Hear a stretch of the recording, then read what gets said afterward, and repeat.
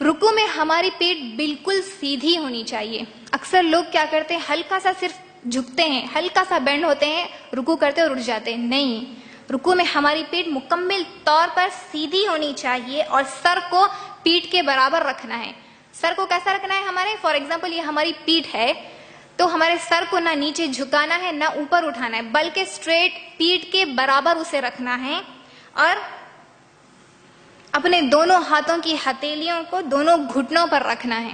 اکثر لوگ اپنے رانوں پر رکھتے، تھائس پر رکھتے، ہلکا سا اس طرح رکھ کر جھک کے رکوع کرتے اور اٹھ جاتے، جبکہ یہ درست عمل نہیں ہے میری بہنوں. تو ہمیں کس طرح رکوع کرنا ہے؟ مکمل طور پہ اچھے سے جھکنا ہے، جس میں ہماری پیٹھ مکمل طور پہ سیدھی ہونی چاہیے اور ہمارا سر نہ تو اونچا ہونا ہے نہ نیچا ہونا ہے، اور ہماری ہتھیلیوں سے ہمیں ہمارے گھٹنوں کو پکڑنا ہے. ہمارے ہتھیلیاں، ہمارے ہاتھ کہاں ہونے چاہیے؟ گھٹنوں پر ہونے چاہیے. اکثر لوگ نہیں رکھتے، جس کی وجہ سے وہ رکوع درست نہیں ہے.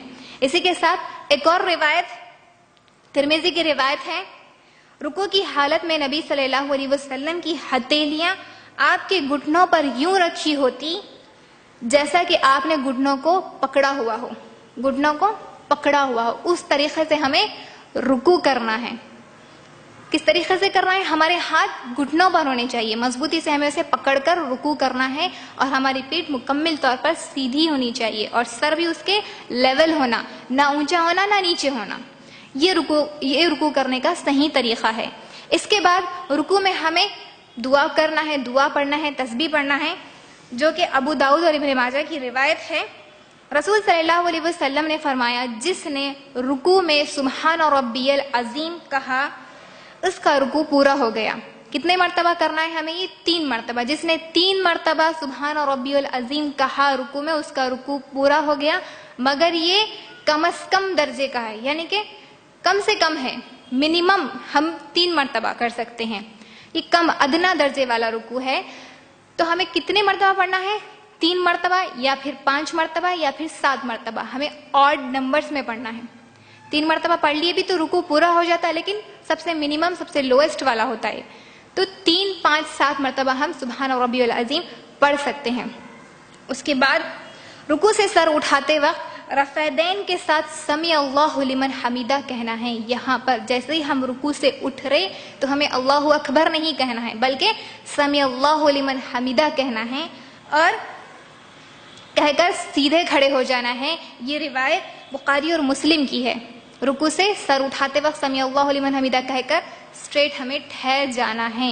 اس کے بعد بخاری کی روایت، اس کے بعد جو عمل کرنا ہے وہاں پر بھی رکوع سے کھڑے ہو کر ہمیں بھی ایک اور دعا پڑھنا ہے.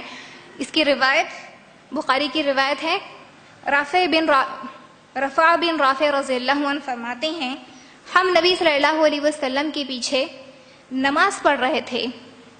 نبی صلی اللہ علیہ وسلم نے رکوع سے سر اٹھایا تو فرمایا سمیع اللہ لمن حمیدہ. تو مقتدیوں میں سے ایک آدمی نے کہا، یعنی کہ جو امام کے پیچھے جو نماز پڑھتے ہیں انہیں مقتدی کہتے ہیں، ان میں سے ایک آدمی نے کہا ربنا ولک الحمد حمدا کثیرا طیبا مبارکا فیہ. جب نبی صلی اللہ علیہ وسلم نماز سے فارغ ہوئے تو پوچھا یہ کلمات کہنے والا کون تھا؟